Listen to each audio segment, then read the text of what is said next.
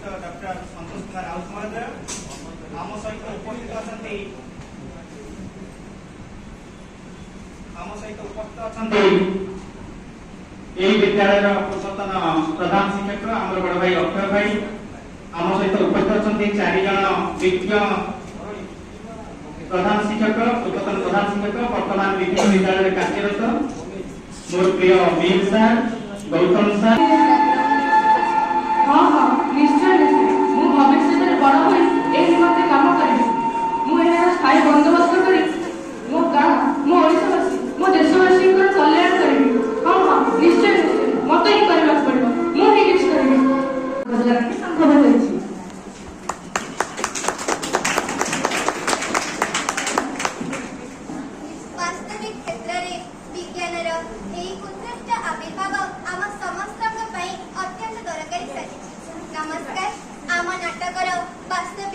मुख्य उद्देश्य AI eco AI एवं आमर उद्देश्य किभली आमे लोक मानकर विपद एवं तार सतर्कता सूचना लोक मानक निकट को सहजरे सुविधारे पहुंची परिबा।